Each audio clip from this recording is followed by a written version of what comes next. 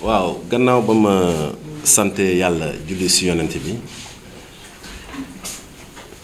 di beesalaat sama njëbbal si Serigne Touba maa ngi leen di sant yéen ñi di leen gërëm di leen sant ndax keroog ba su installation premier directeur Crous de Thiès yéen ñëpp da ngeen def benn say ñëw gunge ñu sa installation bi ba Sénégal yëpp mën see jot ba Sénégal yëpp xam ne Thiès am na benn structure bu bees boo xam ne moom mooy toppatoo di saytu dundu restauration yi médicalu étudiants yi donc loolu dama leen di ko santé di leen xamal ne amoon naa yéene ñëw seet si leen organe de presse yëpp ñëw seet si leen mais yàlla dogalu ko mais incha allah si bés yi di ñëw dinaa dox ñëw seet si tous les responsables de presse maison de presse yëpp ak organe de presse yi donc maa ngi leen di jaajëfal. lu ma mën a wax nag mooy Crous de Thiès depuis 2007 depuis ba ñu créé université bi ba léegi mësula am lu ñu doon wax portage maanaam COUD moom moo doon gérer affaire œuvre sociale ici au niveau de Thiès depuis 2007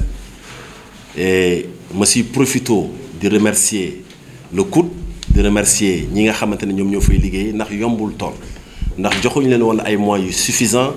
pour ñu mën a boot Université de Thiès en tout cas volet social bi te def nañ ko au moins pendant 11 ans donc maa leen di si jaajëfal di jaajëfal ñu fay liggéeyee di jaajëfal également personnel bii nga xamante ne moom laa fi fekk ñu toll si juróom fukk agent yoo xamante ne ñi ngi fii ci kër gi doon liggéey ci COUD te tey ñu ñëw fii ci Crous tey ñooñu tamit maa ngi leen di jaajëfal sama CSA le chef des services administratifs moom mi nga xamante ne boobu ba léegi fu ma yëkkatee rek mu nekk ci gannaaw di aw di jaajëfal xale yépp yi nga xamante ne ñu ngi may accompagner. suñu ambition pour Université de Thiès mooy jafe-jafe yi nga xamante ni étudiants yi doon nañ ko gis ñu suñ ko mënul dindi tamit ñu néewal ko ñu wàññi ko maanaam restauration bi lekk bi ñuy lekk qualité suñu feebaree ñu mën leen faj ñu améliorer dëkkuwaay yi activités sportives et culturelles yi également ñu def ci ay jéego loolu nag mën nañu ko normalement ndax COUD am na lu mu jot a def léegi comme que ñun dañuy def proximité mooy maanaam léegi dañoo ñëw fii ci terrain bi am na lu ci bari loo xam ne xëy na COUD doona ko woon mën depuis Dakar ñun ñi nga xamante ne dañoo dëkk Thiès ñëw Thiès di fi liggéey ñun ñi nga xamante ne ñoo nekk ci Crous tey bi loolu dinañu ko mën loolu nag ñu ngi koy gërëmee suñu borom en tout cas daal compétence yi moom mi ngi fi loolu kenn du ko naatable bëgg-bëgg bi mi ngi fi yéene bi également mi ngi fi xanaa di ñaan rek lépp lu ñuy def ñu def ko ak dal daf ko ci yar daf ko ci teggin ñu bañ a yëkkati dënn yi ndax lépp dañ koy waxtaane yéen ñëpp gis ngeen ne temps yëpp cool yi bari na xale yi ñu ngi wax lu ne mais gis ngeen ne sànq wax naa ko ci français lu bari maanaam xaalis rek moom moo ko lal ndax ba ñuy soog a ñëw dañoo tegoon ci table bi ay revendication ne nañ leen jox ñoom koppar ñoom ñu installé ma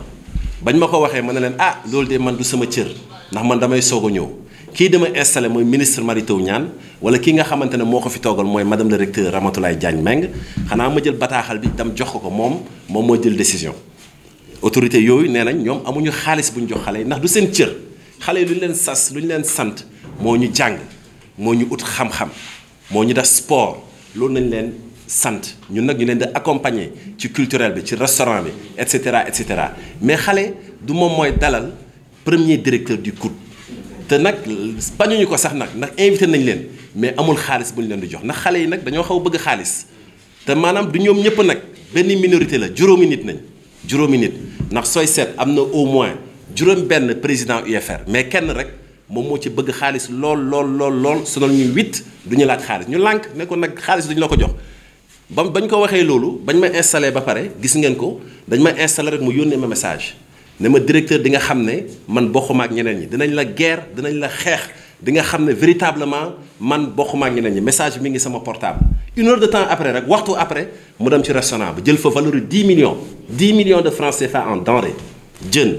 yàpp 2 tonnes riz soble pomme bàyyiwul dara ñu ne déetawaay mu dem sa agence comptable ba moom lañ dénk koomu Université Thiès. mu dajji bunt ba fekk fa 2 millions mu jël ko ñu ne déetawaay mu yenu ticket yi yóbbu ñu ne ko xanaa fii nga yem mu ne déedéet mu dem si personnel ba ñii mu dóor leen ñii mu tëj leen ñu ne xanaa di nga taxaw mu ne déedéet contrat yi nga xamante ne COUD daf ñu ko joxoon mooy 50 yooyu ma tudd léegi mu jël ko confisqué ko ba fu may wax ak yow nii loolu joxewu ko loolu mu nekk une affaire extrêmement grave. Moi j'ai été syndicaliste ne woon naa syndicaliste ba may jàng dans les années 2000 mais directeur COUD dama ko doon seen rek aw moo sax fitu ñëw nuyu ko su xeex jotoon dama doon xeex ndax dama bëgguma injustice mais jàng su jotee damay jàng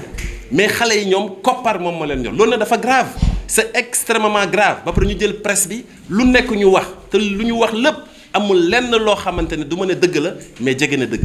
loolu nag c'est inacceptable léegi sama CSA mi ngi nii chaque jour da leen di inviter à la table des négociations mais nee nañ dañoo lànk ñu ne lu tax ngeen lànk ñu ne parce que restaurant yi léegi sax dañoo bëgg ngeen ubbi ko ñaari fan ñuy lekk gratuitement waaye yéen ndax loolu mës ngeen ko gis plateforme revendicative mës ngeen gis plateforme revendicative lu ñu si xam mooy toilette yi salte na mooy douche yi maanaam kenn rax douche yi néeg yi kenn balewu ko wala jàng bi dafa sooxe mais plateforme boo xam ne da nga may jox ma lekk force ñaari fan sinon damay grève xale yi loolu nañ def y a pas autre chose loolu nañ def loolu nag c'est extrêmement grave restaurant bi en tant que directeur du CROUSTE kenn du ko ubbi suñ koy ubbi xale yi dañuy fay ticket lu tax ñuy fay ticket mooy gouvernement bi weer bu ne day jël xaalis bu takku jox leen mu nekk seen bourse ñu amul xaalis ñu jox leen aide ñi nga xamante ne aide bi dafa sori directeur bi day weer bu ne day jël ay ticket jox leen pour ñu dem lekk ci restaurant yi léegi ñu lànk ne ticket yooyu te lu ma leen di wax ni fukk nit la ne ticket yooyu ñoom dañ koy denc dañ koy jaay te dañuy dugg ci restaurant yi lekk gratuitement loolu ndax dëgg la loolu du dëgg loolu du dëgg ba pare itam koo xam ne da ngay soog a ñëw wax dëgg yàlla nga am intention am volonté ba fu may wax ak yéen nii salaire kenn fayu ma ko 18 mois parce que CROUS bi budget bi kenn validé wu ko ba fu may wax ak yow nii moom mii di chef des services administratifs kenn fayu ko ki nga xamante ne mooy chef de division affaires juridiques ak yeneen xale yu nekk ci ko ak mag yi kenn fayu leen ñuy fu nekk ñu dugg fa di xeex jël bâtiment bi te kenn fayu ko et cetera indi fi table yi meubles yi kenn fayu ko di xeex pour affaire bi dam ci kanam pour CROUSTE de Thiès ba bañ a am lenn loo xam ne da koy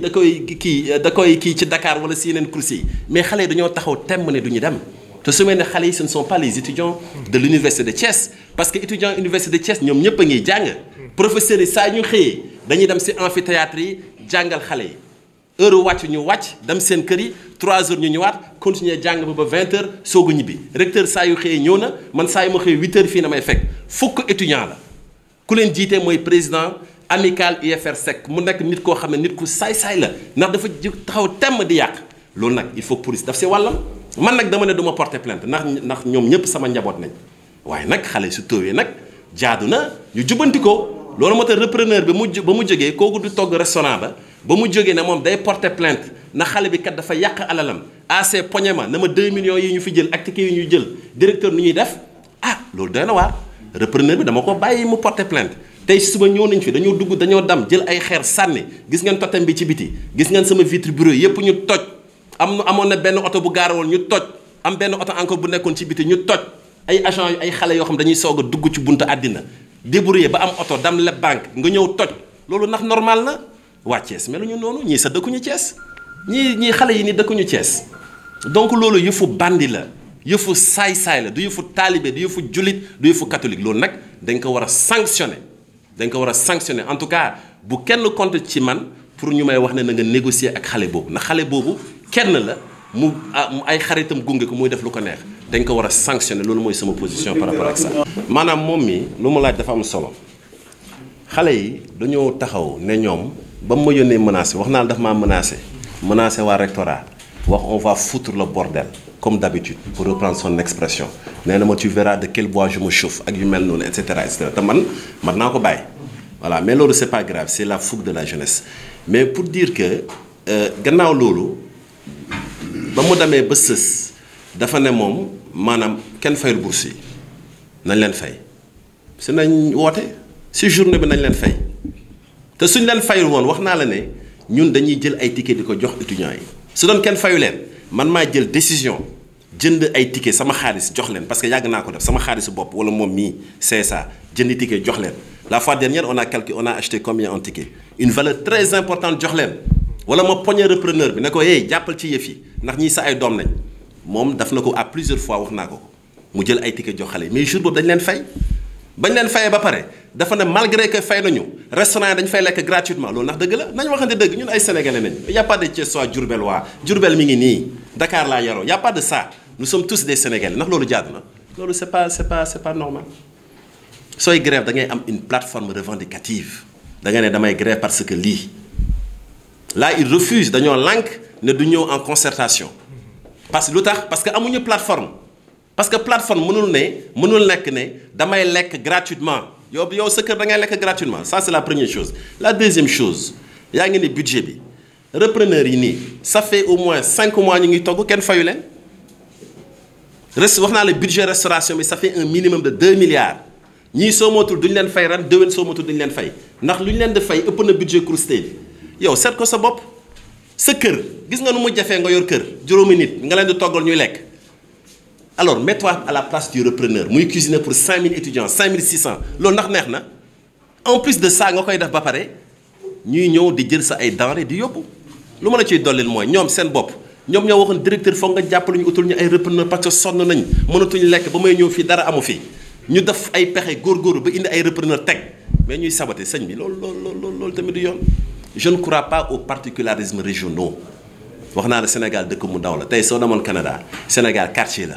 Canada 40 fois France la li ngay wax même su ma la si fekk see mais sur un total de 200 emplois qui sont offerts nga jël ñu ne la 150 sont Thiessois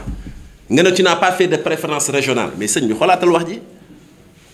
mais am na loo xam ne du ma ko dégg lu ma dul dégg mooy Thiès université centre régional des œuvres université de Thiès waa Thiès rek ñoo fiy liggéey parce que même suñu fi tegoon un Thiessois authentique fii mais les autres Sénégalais ne l'accepteraient pas parce que Sénégal benn la c'est un État. Thiès n'est pas un État, c'est une région. Comme du reste, la Casamance est une région ou Diourbel est une région. Pourquoi ngeen war a jël ay Thiessois rek ñuy liggéey Thiès xanaa yéen doo leen ay Sénégalais donc très simplement c'est ça. Question suivante s'il vous plaît DG. li ñu wax li lay def da ngay def politique ne bokkoo monsieur le président bi la nommé fii dafay politique wax ko sànq lan ngay leeral ko. te bi nga ñëwee rek lañ seetlu ñu naan Thiès Diourbel te mosu fee am. loolu moom dama ci tontu lu ma ciy wax naa ci ba pare maanaam. damay politique je suis un homme politique comme du reste yéen vous êtes des journalistes yéen ñëpp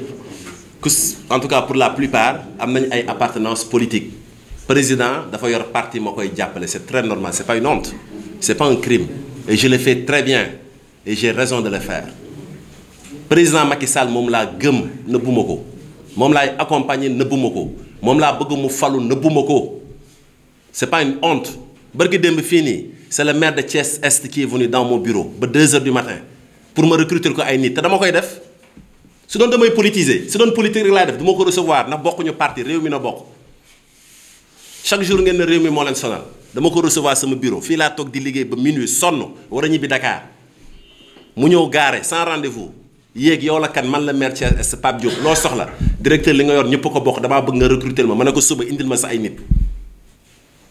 waaye nag. maanaam kër gi ñun ñëpp a ko bokk waaye néegu président de la république Macky Sall foofu laay fanaan jërëjëf.